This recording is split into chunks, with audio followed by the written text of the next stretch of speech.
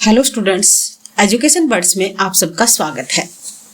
आज हम class 12th के पॉलिटिकल साइंस में जो भाग 4 है खंड ए में, उसकी यूनिट 4 के हम सामाजिक और आर्थिक न्याय एवं महिला आरक्षण वाला चैप्टर करेंगे।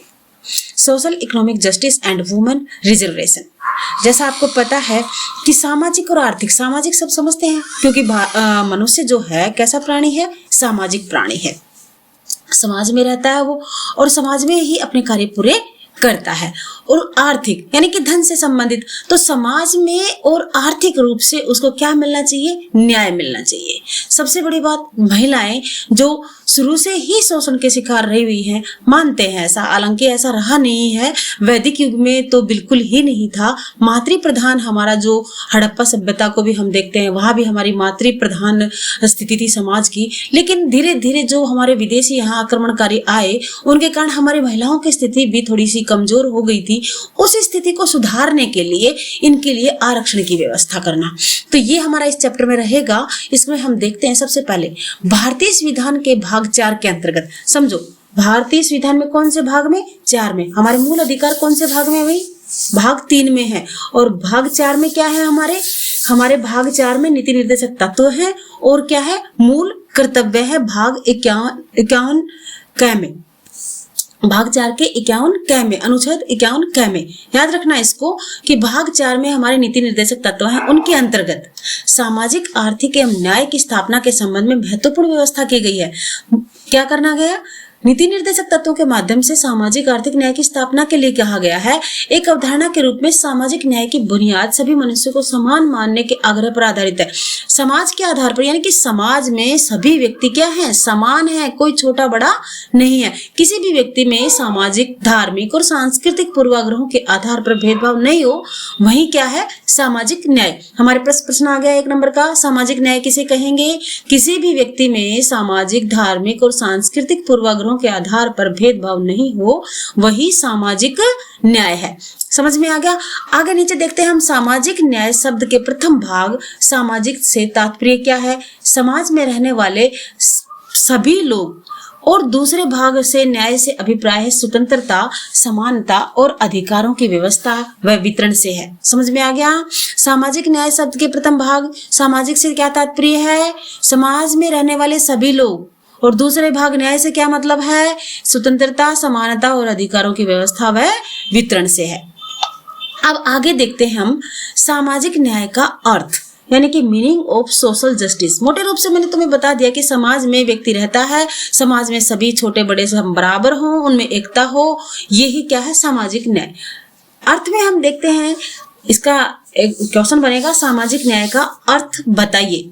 तो क्या बताएंगे हम, सामाजिक न्याय से तात्पर्य है समाज के सभी सदस्यों के मध्य बिना किसी भेदभाव के समता, एकता और मानव अधिकारों की स्थापना करना। किस अधिकारों की भैया, मानव अधिकारों की स्थापना करना तथा व्यक्ति की प्रतिष्ठा व गरिमा को विशेष महत्व प्रदान करना, ये हमारा सामाजिक न्याय का अर्थ होगा। ठीक है, हमारे ये 2 नंबर का क्वेश्चन बनता है। 2 नंबर में अगर हम इतना लिखते हैं तो हमारे पूरे 2 नंबर हमें मिलेंगे। सामाजिक न्याय से तात्पर्य है समाज के सभी सदस्यों के मध्य बिना किसी भेदभाव के समता, एकता, मानव अधिकारों की स्थापना करना तथा व्यक्ति की प्रतिष्ठा व गरिमा को विशेष महत्व प्रदान करता है। ये मानव अधिकार और समानता की अवधारणाओं पर आधारित संकल्पना है। समझ में आ गया। मानव अधिकार यानी मनुष्य के अधिकार, जिसका उद्देश्य क्या है, समता मूलक समाज की स्थापना करना, यानी समानता के आधार पर एक समाज की स्थापना करना। भारतीय समाज का जो है रूढ़िवादी सामाजिक दृष्टिकोण था, वो पहले कैसा था, भेदभावपूर्ण। हमें पता है, हमारे इतिहास में भी देखते हैं हम कि समाज में जातीय के आधार पर 4 भागों में बांटा गया है, ब्राह्मण, वैश्य, क्षत्रिय, शूद्र। तो जातीय व सांप्रदायिकता भारत में सामाजिक न्याय की स्थापना में सबसे बड़ी बाधा बनी हुई है। पहले से थी, अब तो नहीं है। अब तो हमारे अधिकार हमें मिले हुए हैं, इस आधार पर कोई भी सामाजिक असमानता नहीं स्थापित कर सकता। फिर भी ये ध्यान रहे कि जो सामाजिक न्याय की स्थापना में सबसे बड़ी बाधा क्या रही है, जातीयता और सांप्रदायिकता। सांप्रदायिकता समझ गए ना, धर्म के नाम पर लड़ना। सामाजिक न्याय के अभाव के कारण ही भारत की एकता, अखंडता क्षुण्ण न रही सकी। हमें पता है भारत और पाकिस्तान का बंटवारा होगा, वो भी किसके आधार पर हुआ? सांप्रदायिकता के आधार पर हुआ। अंग्रेजों ने हमारे बीच में फूट डाल दी, हिंदू मुसलमानों को अलग अलग बंटवारा कर दिया, इस आधार पर पाकिस्तान बन गया। तो हमारी अखंडता टूट चुकी है ना। भारतीय सामाजिक व्यवस्था जो कि जाति आधारित है, सामाजिक न्याय व समतावादी राज्य की स्थापना में सबसे बड़ी रुकावट है। भारतीय समाज में सदियों से सामाजिक न्याय के लिए संघर्ष जारी रहा। हमने देखा कि हमारे जो पहले समाज सुधारक हुए हैं, महावीर स्वामी हुए हैं, महात्मा बुद्ध हुए हैं, कबीर हैं, लोक देवता बाबा रामदेव हैं, महात्मा गांधी हैं, इन्होंने बहुत पहले समाज में भेदभाव को मिटाने के लिए कार्य किया, क्योंकि हमारा जो समाज है ऊंच नीच पर आधारित सामाजिक ढांचे को सुधारने के भरसक इन्होंने चेष्टा की। जिन राज्यों में सामाजिक न्याय का अभाव रहता है वहां युद्ध, क्रांति और बगावत, विद्रोह की आशंका सबसे ज्यादा रहती है, ये हमें सबको पता है। और सभी श्रेष्ठ शासकों ने अपनी नीतियों में सामाजिक न्याय को मान्यता प्रदान की। जो हमारा भारतीय समाज पहले वर्ण व्यवस्था पर आधारित था, कालांतर में धीरे धीरे किससे हो गया? प्रदूषित होकर वर्ण व्यवस्था किस में चली गई? जाति व्यवस्था में। हमने वैदिक सभ्यता में पढ़ा होगा ना कि हमारा जो वैदिक सभ्यता में हमने देखा, हमारा समाज जो था, जो जैसा कर्म करेगा उसकी वैसी ही जाति बन जाएगी। यानी जिसने प्रकांड विद्वान है, जिसको ज्ञान है हर चीज का, उसको किसका दर्जा दे दिया गया? ब्राह्मण को दर्जा दे दिया गया। जिसकी भुजाओं में दम है, बल है और जो रक्षा करने में सक्षम है, उसको कौन सा दर्जा दे दिया गया? क्षत्रिय का दर्जा दे दिया गया। ऐसे ही जो उत्पादन करने में कुशल है, व्यापार करने में कुशल है, उसको क्या दर्जा दिया गया? वैश्य का दर्जा दिया गया। लेकिन जो इन तीनों ही कामों में निपुण नहीं है परंतु सेवा कर सकता है, उसको शूद्र माना गया। हालांकि उसको हे दृष्टि से नहीं देखा गया। धीरे धीरे लेकिन हमारे समाज जो वर्ण व्यवस्था थी वो जाति पर ही हो गई। चाहे वो निरान मूर्ख हो और ब्राह्मण परिवार में जन्म ले लिया तो क्या बन गया? ब्राह्मण कहलाया। चाहे वो कितना ही अच्छा विद्वान हो लेकिन शूद्र परिवार में जन्म ले लिया तो वो फिर भी शूद्र कहलाया। तो ये व्यवस्था थी जो सबसे बड़ी हमारी घातक है, रूढ़िवादी वाली। अब इसके आधार पर देखो, फूट डाल और राज करो की नीति अपनाकर पहले विदेशी आक्रांताओं ने, विदेशी आक्रमणकारियों ने, सबसे लंबे तो कौन? अंग्रेजों ने इस भारत को पराधीन रखा। क्योंकि भारत में जब 1857 की क्रांति हुई उस समय मुसलमान, हिंदू सब मिलकर आपस में इन्होंने अंग्रेजों से लोहा लिया। तब अंग्रेजों के दिमाग में आया, अगर हमें भारत में लंबे समय तक शासन करना है तो हमें क्या करना पड़ेगा?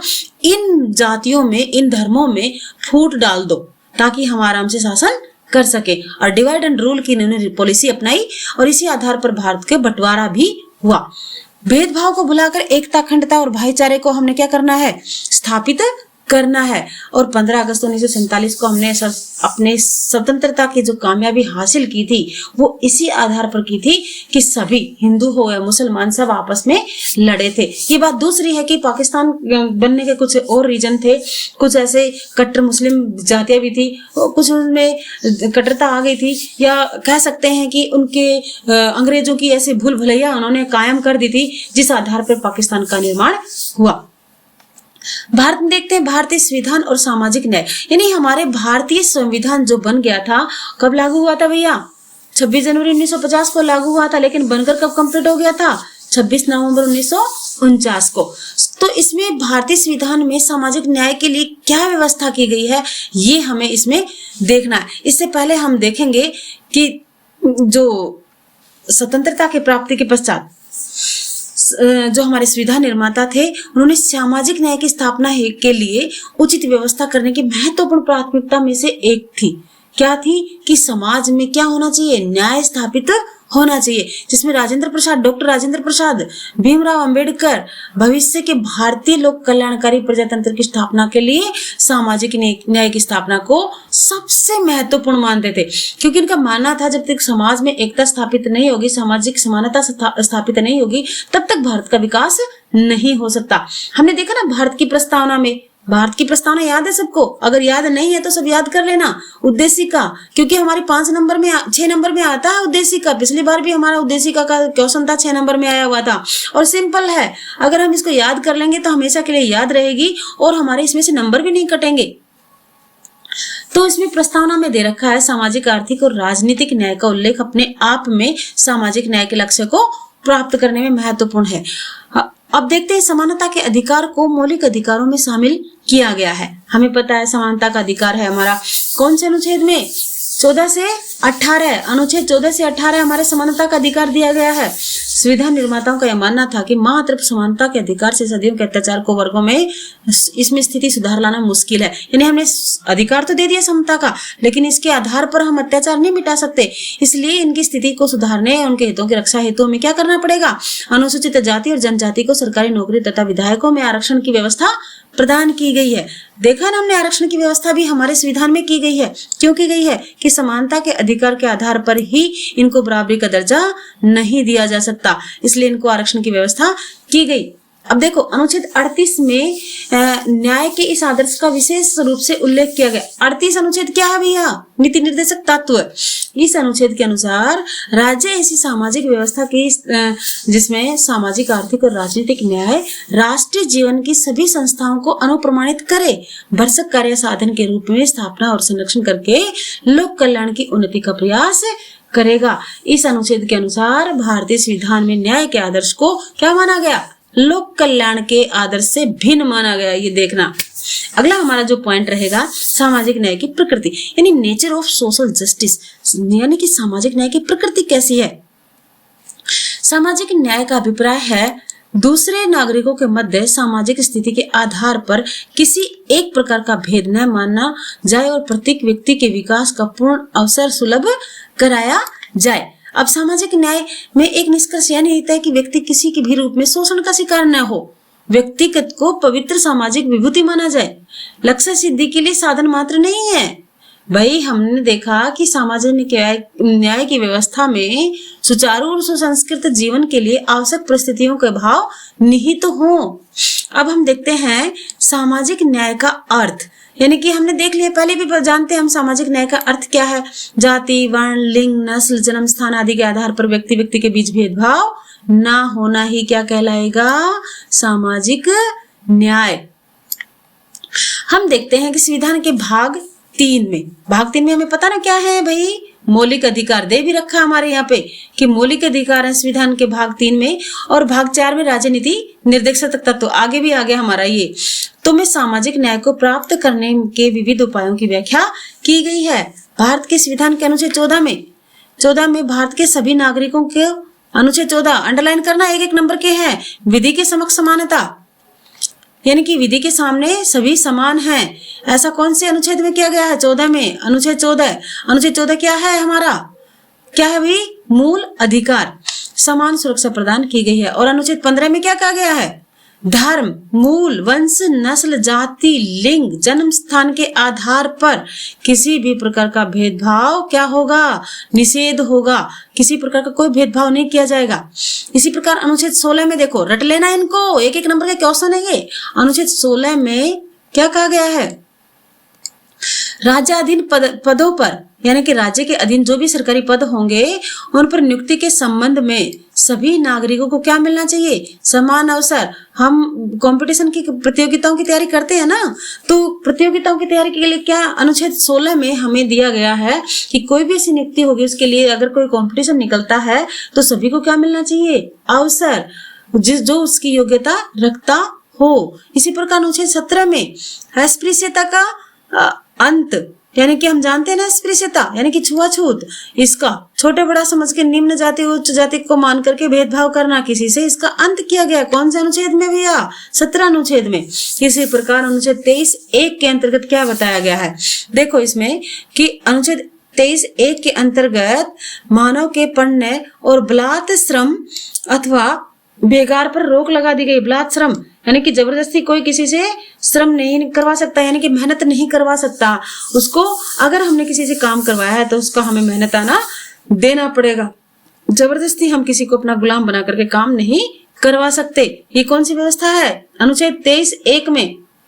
इसी प्रकार देखो अनुच्छेद 24 में क्या कहा गया है, कारखानों आदि में बच्चों से काम कराने के लिए रोक लगाई गई है।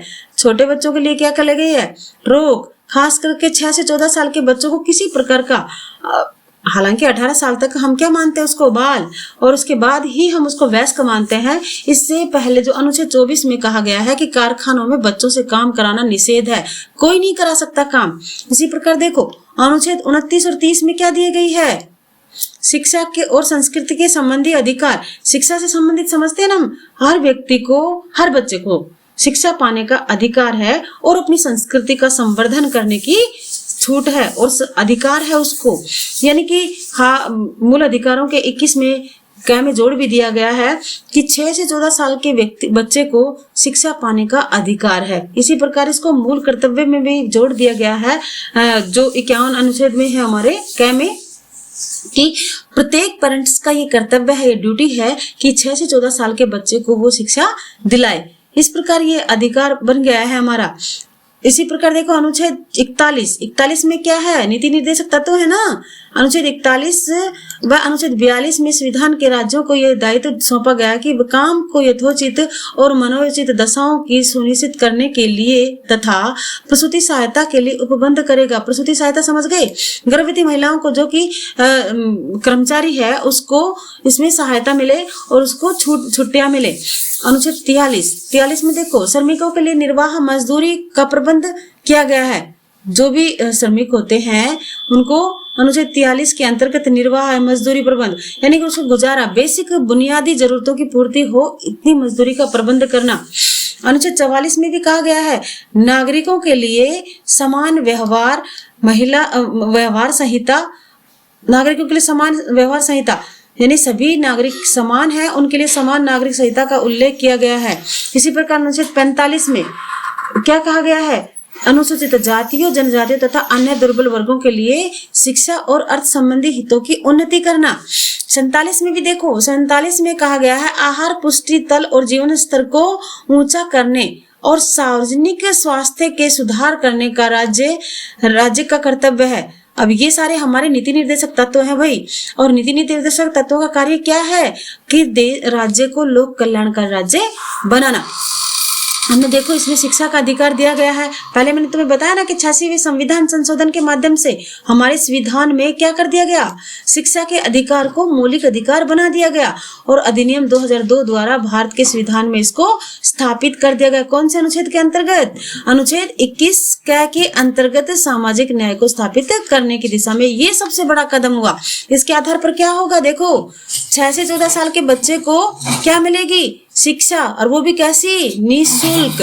6 से 14 साल के बच्चे को निःशुल्क शिक्षा का अधिकार हो गया और ये अनिवार्य होगी, इसको कोई भी नहीं रोक सकता। यह अनुच्छेद 4 अगस्त 2019 को संसद 2009 को कब 4 अगस्त 2009 को संसद द्वारा पारित हो गया था, लेकिन लागू कब हुआ, 1 अप्रैल 2010 से, यानी 1 अप्रैल 2010 से यह अधिनियम लागू हो गया कि हर 6 से 14 साल के बच्चे को शिक्षा का अधिकार है और ये कर्तव्य भी बन गया।